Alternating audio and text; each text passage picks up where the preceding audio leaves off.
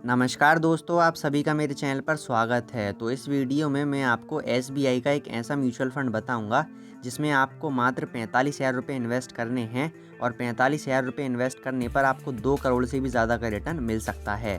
तो मेरी आपसे निवेदन रहेगी कि आप इस वीडियो को पूरा ज़रूर देखें, क्योंकि यह वीडियो आपके लिए बहुत ही ज़्यादा फ़ायदेमंद साबित हो सकती है। तो म्यूचुअल फ़ंड बताने से पहले मैं आपको म्यूचुअल फ़ंड के कैलकुलेटर में यह बता देता हूं कि किस कैलकुलेशन के आधार पर मैं आपसे यह कह रहा हूं कि आपको 45,000 रुपये इन्वेस्ट करने पर 2 करोड़ से ज़्यादा का रिटर्न मिल सकता है। तो यहाँ पर हम सबसे पहले म्यूचुअल फ़ंड कैलकुलेटर को ओपन कर लेते हैं। तो आप यहाँ पर देख सकते हैं हमने ग्रो एप्लीकेशन की ऑफिशियल वेबसाइट को ओपन करके रखा हुआ है और यहाँ पर हमने म्यूचुअल फ़ंड कैलकुलेटर को ओपन कर लिया है। अब हम यहाँ पर देखेंगे कि हमें कितना क्या रिटर्न मिल सकता है किस कैलकुलेशन के हिसाब से। तो आप यहाँ पर देख सकते हैं जो टोटल इन्वेस्टमेंट है उसमें लिखा हुआ है कुछ 4,500 रुपये। तो यहाँ पर हमें डाल देना है 45,000 रुपये, क्योंकि जो हम इन्वेस्ट करेंगे वो 45,000 रुपये करेंगे। तो यहाँ पर हमने इन्वेस्टमेंट अमाउंट में डाल दिया है 45,000 रुपये।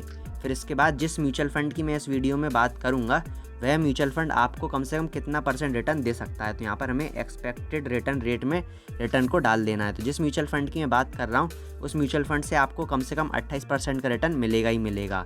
आपको 28% से ज़्यादा का रिटर्न भी मिल सकता है, पर लेकिन हम कम से कम 28% का रिटर्न मानकर चलते हैं। अब हम बात करते हैं कि आपको 45,000 रुपये को कब तक होल्ड करके रखना है, यानी कि जब आप एक बार म्यूचुअल फंड में 45,000 रुपये इन्वेस्ट कर देंगे तो उसके बाद आपको कितने समय के लिए मतलब होल्ड करके रखना है, तब जाकर आपके जो 45,000 रुपये हैं वो 2 करोड़ से हो जाएंगे। तो मैं आपको बता दूं कि यहाँ पर जो टाइम पीरियड है वो 5 साल हो रखा है, पर लेकिन आपको और इससे ज़्यादा लंबे समय के लिए अपने पैसे को होल्ड करके रखना पड़ेगा। अगर आप 2 करोड़ से ज़्यादा का रिटर्न लेना चाहते हैं तो ऐसा बिल्कुल भी नहीं है कि आप 1-2 साल में या फिर 5 साल में 2 करोड़ का रिटर्न ले लेंगे। आपको कम से कम 20 से 25 साल के लिए अपना अमाउंट इन्वेस्ट करके रखना पड़ेगा। तो यहाँ पर मैं 5 साल की जगह 25 साल डाल देता हूँ। तो आप यहाँ पर देख सकते हैं टोटल इन्वेस्टमेंट में हमने डाला है 45,000 रुपये, रिटर्न रेट में डाला है हमने 28% और टाइम पीरियड में डाला है 25 साल। तो आप यहाँ पर देख सकते हैं, मैं आपको सब कुछ बता देता हूँ। जो इन्वेस्टेड अमाउंट है वो हमारा 45,000 रुपये है, पर लेकिन 25 साल बाद जो हमारे 45,000 रुपये की वैल्यू है वो आप यहाँ पर देख सकते हैं टोटल वैल्यू 2 करोड़ 15 लाख रुपए हो जाएगी, 2 करोड़ 15 लाख 50,000 रुपये।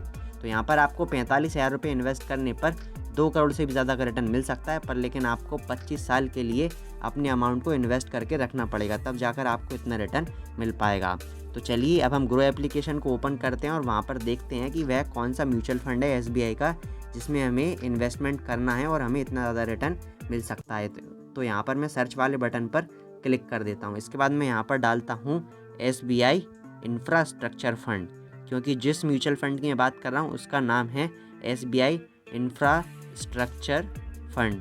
तो यहाँ पर उसका नाम आप देख सकते हैं। मैं इसकी स्पेलिंग डाल देता हूँ इंफ्रास्ट्रक्चर। तो आप देख सकते हैं यहाँ पर आ गया हमारे सामने एसबीआई इंफ्रास्ट्रक्चर फंड। तो मैंने इसे ओपन कर लिया है। तो आप यहाँ पर देख सकते हैं जिस म्यूचुअल फंड की मैं इस वीडियो में बात कर रहा था उसका नाम SBI infrastructure fund direct growth है। तो आप इसका नाम यहाँ पर देख सकते हैं।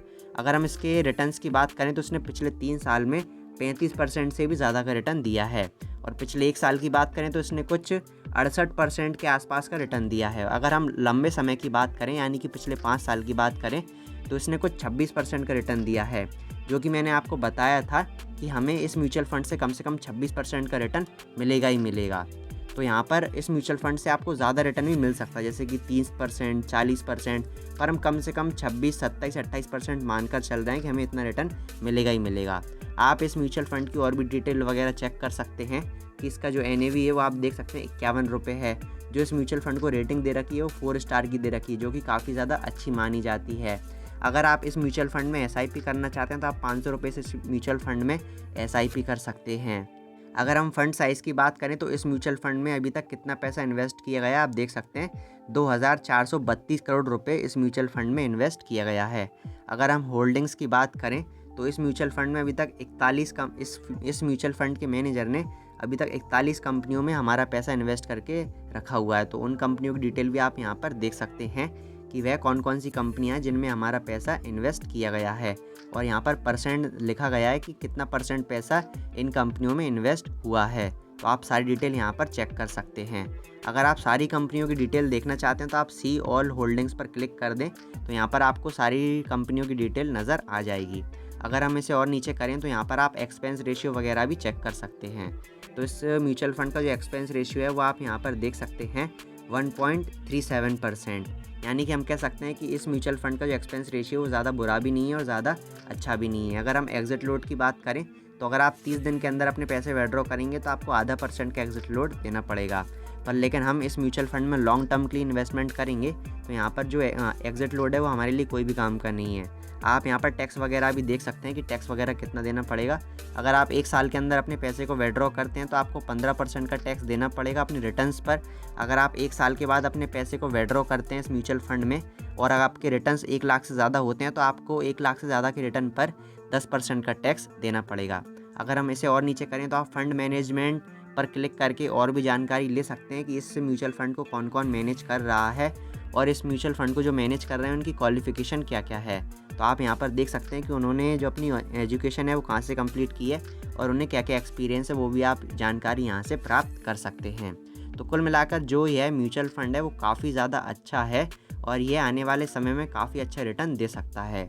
इस म्यूचुअल फ़ंड की मैंने आपको सारी इम्पॉर्टेंट इन्फॉर्मेशन देने की कोशिश की है कि इस म्यूचुअल फ़ंड में क्या क्या ख़ास बात है और क्या क्या नहीं है।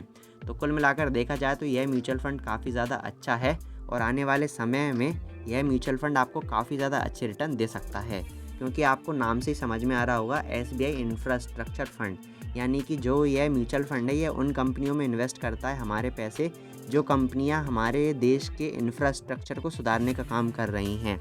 और जैसा कि आपको पता ही है कि हमारे देश का इंफ्रास्ट्रक्चर दिन ब दिन काफ़ी सुधरता जा रहा है। तो जितना ज़्यादा हमारे देश का इंफ्रास्ट्रक्चर सुधरेगा उतना ज़्यादा यह म्यूचुअल फ़ंड का जो मतलब इस म्यूचुअल फ़ंड से हमें उतना ज़्यादा रिटर्न मिल पाएगा, क्योंकि जितना ज़्यादा इंफ्रास्ट्रक्चर सुधरेगा उतना ज़्यादा जो कंपनियां इंफ्रास्ट्रक्चर वाली उन्हें काम मिलेगा और जितना ज़्यादा उन्हें बिज़नेस मिलेगा उतना ज़्यादा उन्हें प्रॉफिट होगा और उस प्रॉफिट से हमें प्रॉफिट होगा।